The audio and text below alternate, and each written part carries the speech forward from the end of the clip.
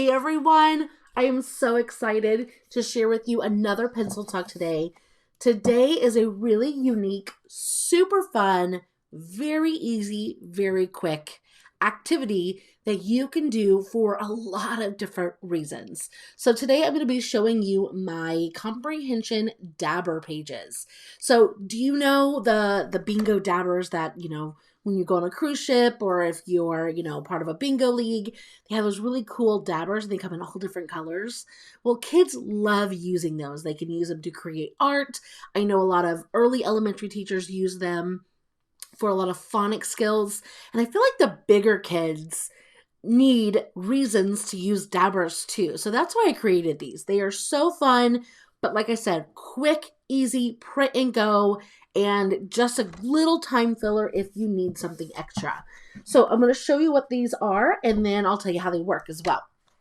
So each one looks a little different. There's a little character, and then of course all your little circles, and there are different skills on each page. So obviously not every comprehension skill will work as far as a dabber activity, but I did as many as I could. So in each one of them, you've got the directions at the top, and then the very specific skill is underneath that. So for this one, it says, which of the sentences below shows the cause of the sentence being underlined? So clearly this one is all about cause and effect.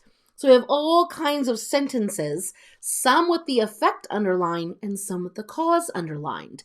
So they have to dab the ones that only have the cause underlined. Now, of course, I have another one just like this where they have to do the effect as well. So they'll go through, and if you don't have dabbers, it's perfectly okay. They can use markers, crayons, colored pencils, and they would just color them in, and it works just the same. So they're going to find it, they're going to dab it, and they're going to grab it. And then down here, there's always going to be a spot to say how many they got.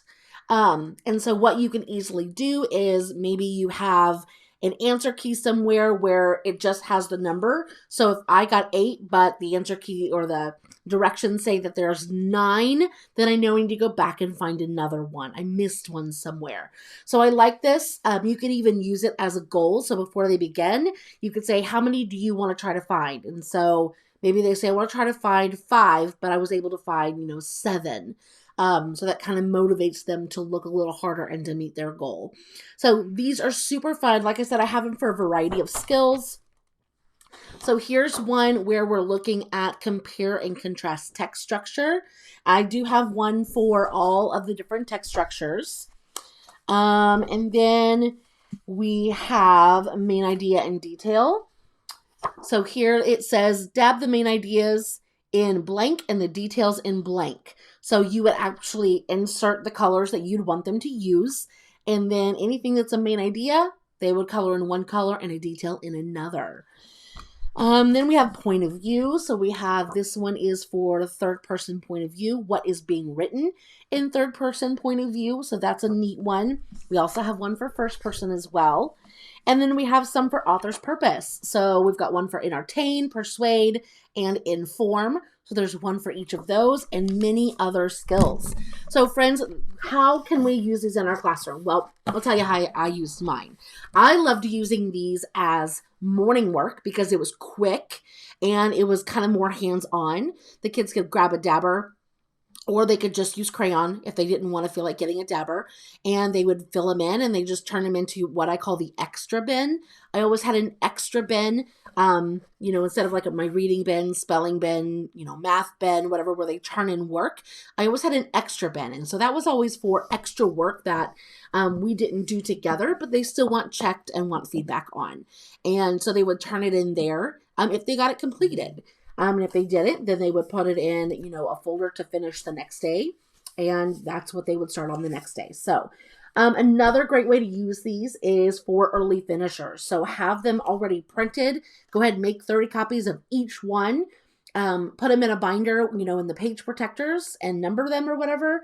And then just let them go through the binder, pull one out and use it as an early finisher. You can put the dabbers right next to them. or maybe put a bin of like fun smelly markers. Again, if you don't have the dabbers, something like that. And then they can go and grab a dabber or a marker, head back to their seat, and they're quietly engaged in working on something. Another fun way to do these is for homework. Now, I never sent the dabbers home, but I would let them take home a marker. That way they could still do the fun color part of it. So you could use them as homework as well. I didn't really like using them as centers because they are quick. These are very, very quick activities. Kids can get them done in about 10 minutes. So I typically didn't put them as a full center. Maybe if you have something paired with the activity, so they do, maybe they read a passage and work on that for the half of the center, and then they do the dabber activity for the other half. That would absolutely work. So these are super fun. If you're interested in learning more or grabbing these, you can check out the link in the video description down below and head over to grab your reading comprehension dabbers. I absolutely hope you love them. Thank you so much for checking them out, and I'll talk to you soon. Bye, everyone.